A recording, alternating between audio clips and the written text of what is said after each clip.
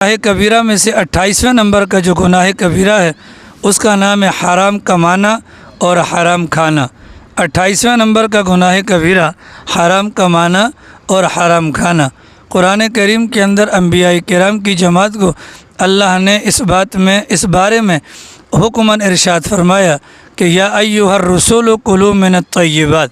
اے نبیوں کی جماعت پاکیزہ غذا استعمال کرو، واعملوا صالحا اور نیک اعمال کرو۔ گویا کہ بتلانے کا مقصد اگر بدن کے اندر غذا پاکیزہ ہوگی تو بدن سے نکلنے والے اعمال بھی اچھے ہوں گے، اور اگر بدن کے اندر غذا پاکیزہ نہیں ہوگی تو بدن سے نکلنے والے اعمال بھی پاکیزہ نہیں ہوں گے۔ اللہ نے قرآن میں فرمایا لا تأکلوا اموالکم بینکم بالباطل، آپس میں ایک دوسرے کا مال ناحق طور پر ناجائز طور پر مت کھاؤ۔ یہ ناحق طور پر کہ دوسرے کا مال کھانا ہوتا ہے یا دوسرے کے مال میں تصرف ہوتا ہے، یہ دو طرح سے ہوتا ہے۔ ایک طریقہ تو یہ ہے کہ دوسرے کے مال میں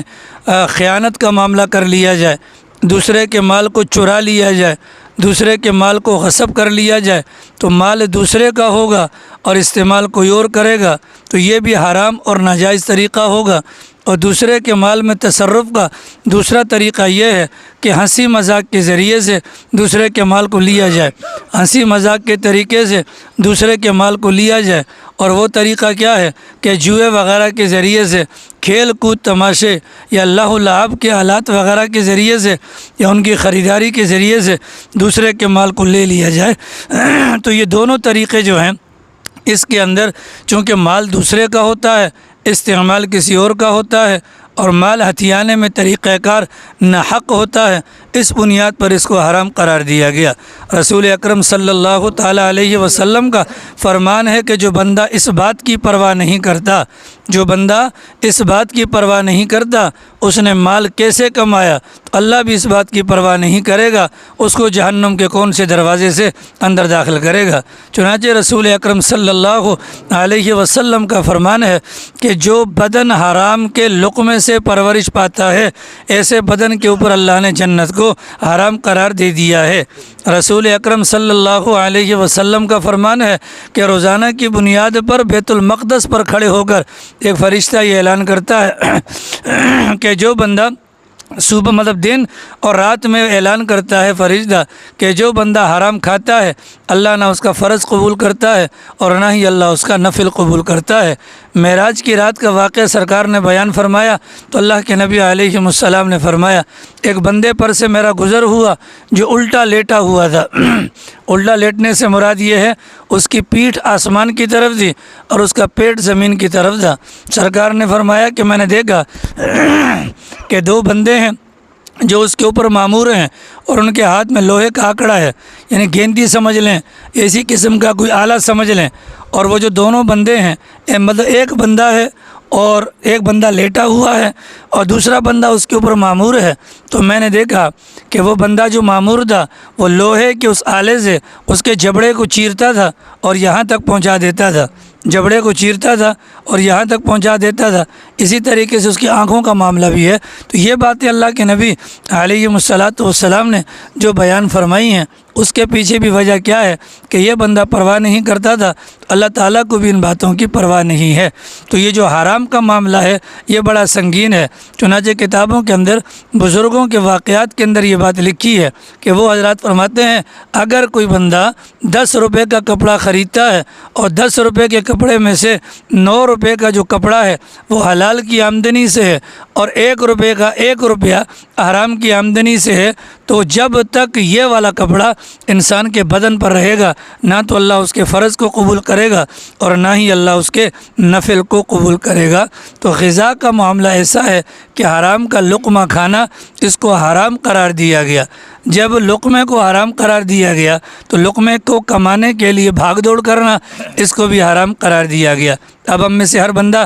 اس بارے میں کوشاں تو ہوتا ہے کہ یہ حلال کی روزی نصیب ہو جائے، لیکن سوال یہ ہے کہ پتہ کیسے چلے گا۔ اللہ کے نبی علیہ السلام نے اپنی مبارک زندگی کے اندر ہر چیز کے بارے میں کچھ علامات بیان فرمائی ہیں، جیسا کہ فرمایا گیا کہ جنتی کے بارے میں کہ کون بندہ جنتی ہے اور کون بندہ دوزخی ہے کیسے پتہ چلے گا؟ تو فرمایا کہ اس بندے کا معمول مسجد میں آنے جانے کا دیکھ لو، اگر سب سے آخر میں مسجد میں آتا ہے، سب سے پہلے مسجد سے باہر جاتا ہے تو ایسا بندہ جہنمی ہے، اور جو بندہ سب سے پہلے مسجد میں آئے گا اور سب سے آخر میں مسجد سے جائے گا تو ایسا بندہ جنتی ہے۔ اسی طریقے سے اللہ کے نبی علیہ الصلوۃ والسلام نے مال کے متعلق بھی فرمایا کہ مال جس کا اللہ قبول نہیں کرتا، ایسے مال کے متعلق فرمایا اس کا مال اللہ اٹھا کر تعمیرات کے اندر لگا دیتا ہے۔ مطلب کیا ہے؟ اگر مال حلال کا ہوگا تو وہ نیکی کے کاموں میں خرچ ہوگا،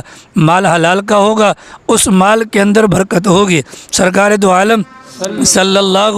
علیہ وسلم نے فرمایا کہ جو بندہ حرام مال میں سے صدقہ نکالتا ہے، اور مقصد کیا ہوتا ہے؟ تاکہ مال میں برکت ہو، اس کے مال کے اندر برکت نہیں ہوتی۔ اللہ کے نبی نے فرمایا جو بندہ حرام مال کے ذریعے سے اللہ کے گھر کی زیارت حج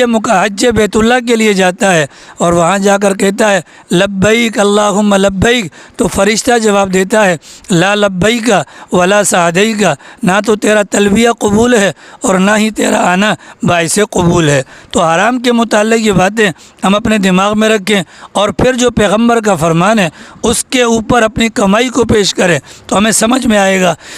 مال ہمارا حرام کا ہے یا مال ہمارا حلال کا ہے۔ اگر مال حلال کا ہوگا تو وہ داڑھی منڈنے میں کام نہیں آئے گا، اگر مال حلال کا ہوگا تو وہ دنیاوی مغنیات کے اندر، لہو لعب کے آلات کے اندر مال کا بھی استعمال نہیں ہوگا۔ اگر ہمارا مال داڑھی منڈوانے میں استعمال ہوتا ہے، اگر ہمارا مال گناہوں کے کاموں میں استعمال ہوتا ہے، اگر ہمارا مال اپنا تعمیرات وغیرہ کے اندر استعمال ہوتا ہے تو پیغمبر کے فرمان کے مطابق یہ ہمارا مال مشکوک ہے۔ جب یہ ہمارا مال مشکوک ہے، اس مشکوک مال کے ذریعے سے جو عبادت کی جائے گی وہ کبھی بھی قبول نہیں ہوگی۔ حضرت انس نے کہا یا رسول اللہ سے دعا کیجئے کہ اللہ مجھے مستجاب الدعوات بنا دے، مراد میں جب بھی اللہ سے دعا مانگوں اللہ میری دعا کو قبول کرے۔ سرکار نے فرمایا انس اپنی کمائی کو پاکیزہ کر لو، انس اپنی کمائی کو پاکیزہ کر لو، اس لیے کہ حرام کا لقمہ جو پیٹ میں ہوتا ہے اللہ کی ذات 40 دن تک کوئی نماز اور کوئی دعا وغیرہ قبول نہیں کرتی ہے۔ اس بات کو سامنے رکھا جائے تو ہمیں سمجھ میں آ جائے گا کہ ہماری نمازوں کی قبولیت کیوں نہیں ہوتی، یا دین کی باتوں کا اثر ہم پر کیوں نہیں ہوتا۔ اس لیے کہ ایک لقمہ جو ہے وہ ایک لقمہ جو اندر کو جائے گا اس سے ہمارے جسم کا اگر ایک بھی خون کا قطرہ بنتا ہے تو جب تک وہ خون کا قطرہ اندر موجود ہے تب تک ہمیں نیک اعمال کی توفیق بھی نہیں ہوگی، اور جو اعمال کریں گے وہ اللہ کی بارگاہ میں قابل قبول بھی نہیں ہوں گے۔ چنانچہ یوسف بساط رحمۃ اللہ علیہ ایک اللہ والے گزرے ہیں، وہ فرماتے ہیں کہ جب کوئی نوجوان اللہ کی عبادت کے اندر محنت کرتا ہے، مشقت کرتا ہے، تکلیف اٹھاتا ہے تو شیطان اپنے کارندوں سے کہتا ہے اس کی خوراک کو چیک کرو، اگر اس کی خوراک حلال کی ہے تو اس کے بارے میں فکر کرو، اور اگر اس کی خوراک حلال کی نہیں ہے تو تمہیں گھبرانے کی ضرورت نہیں، یہ جتنا مرضی عبادت کر لے اس کی عبادت اس کے لیے فائدہ مند نہیں ہوگی۔ تو یہ معاملہ ہے حرام کا، اپنے من کو حرام سے بچانا یہ ہمارے لیے بے حد ضروری ہے۔ اگر حرام کے ساتھ چلیں گے تو پھر ہوتا کیا ہے کہ کفن بھی حرام کے پیسوں کا، دفن بھی حرام کے پیسوں کا۔ ظاہر ہے کہ دنیاوی اعتبار سے انسان جیسی زندگی گزارتا ہے ویسے ہی اس کا معاملہ ہوتا ہے۔ چنانچہ فرمایا گیا کہ حرام مال میں سے نیکی کے مصارف میں خرچ کرنے والے کی مثال ایسی ہے جیسا کہ پیشاب سے اٹھا کر اپنے کپڑے کو پاک کرنا، تو پیشاب سے کپڑے پاک نہیں ہوتے، اسی طریقے سے حرام مال کے اندر سے دیا جانے والا صدقہ اور خیرات اللہ قبول نہیں کرتے۔ تو حرام کمانا یا حرام کھانا یہ دونوں صورتیں گناہ کبیرہ میں داخل ہے، اور ان چیزوں کی بنیاد پر ساری زندگی نمازیں ہوں گی ان کو ٹکر کہا جائے گا، تلاوتیں ہوں گی ان کو ورق گردانی کہا جائے گا، اعمال ہوں گے ان کو وقت کا ضیاع کہا جائے گا۔ اللہ سے امید تو کر سکتے ہیں لیکن پیغمبر کی تعلیمات کی روشنی میں اپنے بارے میں فیصلہ انسان خود بھی کر سکتا ہے۔ پھر ہمیں یہ بھی سمجھ میں آ جائے گا کہ ہم پر دین کی باتوں کا، دینی تعلیمات کا اثر کیوں نہیں ہوتا۔ ہمارے یہاں تو مزاج ہے، کہہ دیا جاتا ہے کہ جی ہمیں فائدہ نہیں ہو رہا، اس کا قصور مولوی ہوگا۔ اپنی غذا کے اوپر بھی توجہ کریں، اپنی غذا پر بھی توجہ دیں کہ ممکن ہے کہ کمی کوتاہی ہمارے اندر ہو، سارا نزلہ اگلے کے اوپر تو نہ گرایا جائے کہ نہیں جی مولانا آپ کی بات میں نہیں ہے جی، ہاں آپ سے ہمیں فائدہ نہیں ہو رہا جی، آپ کی بات میں خیر نہیں ہے جی، ٹھیک ہے۔ ابو جہل کو بھی رسول اللہ سے فائدہ نہیں ہوا، وہاں پر کیا حکم لگائیں گے؟ ولید ابن مغیرہ کو بھی اللہ کے نبی سے فائدہ نہیں ہوا، وہاں حکم کیا لگائیں گے؟ اپنی غذا کے بارے میں اپنی غذا کے بارے میں سوچ بچار کریں، ورنہ کیا وجہ ہے کہ اللہ نے قرآن دیا، اللہ نے مساجد دی، اللہ نے عبادات کی توفیق دی، لیکن دن بدن جتھے دی کھوتی اتھی مڑ کھلوتی، ساری زندگی جو ہے نا ہم انہی کاموں کے اندر لگے رہتے ہیں۔ میں نے آپ کو 20 مرتبہ مولانا ادریس کاندھلوی صاحب رحمۃ اللہ علیہ کا واقعہ سنایا۔ ان کو ایک رات میں پیغمبر کی 3 مرتبہ زیارت ہوئی، اگلی رات میں 2 مرتبہ زیارت ہوئی، تیسری رات میں 1 مرتبہ زیارت ہوئی۔ ادریس کاندھلوی کوئی معمولی آدمی نہیں ہے، قرآن کریم کا ترجمہ لکھنے والا استاد الاساتذہ ہیں، ہندوستان میں بڑا نام ہے، لیکن کبھی پیغمبر کی زیارت نہیں ہوئی۔ اور پھر ایک رات میں 3، پھر دوسری رات میں 2 اور تیسری رات میں 1 مرتبہ زیارت ہوئی تو بڑے پریشان ہوئے۔ اس زیارت کے پیچھے وہ اس غریب فقیر مزدور کی حلال کی 3 روٹیاں تھیں، پہلی رات کھاتے ہیں 3 مرتبہ پیغمبر کی زیارت، دوسری رات 2 مرتبہ کھاتے ہیں، 2 روٹیاں کھاتے ہیں 2 مرتبہ زیارت،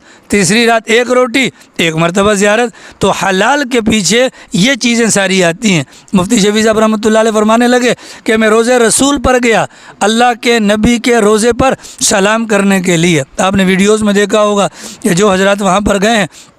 وہ جانتے ہوں گے وہاں پر کتنا رش ہوتا ہے، رش کھش ہوتا ہے، بندے سے بندہ ملا ہوتا ہے، پیغمبر کو سلام کرنا ہوتا ہے۔ اب وہاں پر دھکم پیل ہوتی ہے، شور و غل ہوتا ہے، حالانکہ اوپر آیت لکھی ہوتی ہے لا ترفعوا اصواتکم فوق صوت النبی ولا تجہروا له بالقول کجہر بعضکم لبعض، کہ اللہ کے نبی کی آواز پر آواز بھی بلند نہیں کرنی اور پیغمبر کے سامنے آپس میں بات کرتے ہوئے بھی آواز بلند نہیں کرنی۔ لیکن وہاں پر یہ گستاخی ہوتی ہے۔ تو مفتی شفیع صاحب رحمۃ اللہ علیہ فرمانے لگے کہ میں جب جانے لگا تو وہاں پر بھیڑ لگی ہوئی تھی اور وہاں پر شور و غل مچا ہوا تھا، روزہ رسول سے باقاعدہ آواز آئی، اللہ کے نبی علیہ الصلاۃ والسلام کی آواز آئی، اور مفتی شفیع صاحب رحمۃ اللہ علیہ کو کہا گیا جو ہماری سنتوں سے قریب ہیں ہمارے روزے کی جالیوں سے دور ہیں، جو ہماری سنتوں سے دور ہیں وہ ہماری روزے کی جالیوں کے قریب ہیں۔ تو جب پیچھے حلال ہوتا ہے تو پھر اللہ اس دنیا کے اندر پیغمبر کی آواز بھی سنوا دیتا ہے، اور اگر پیچھے حلال نہیں ہوگا تو پھر معاملات کیا ہیں؟ 20 نیک اعمال کریں گے لیکن قبولیت کا کوئی وعدہ نہیں ہے۔ چنانچہ فرمایا گیا گناہ کبیرہ میں سے 28ویں نمبر کا جو بڑا گناہ ہے وہ حلال کمانا یا حلال کھانا۔ جب تک حلال کا لقمہ، جب تک حلال کا ایک ذرہ بھی انسان کے پیٹ کے اندر موجود ہوگا تب تک اس کا کوئی بھی عمل نہ تو فرض والا اور نہ ہی نفل والا قبول ہوگا۔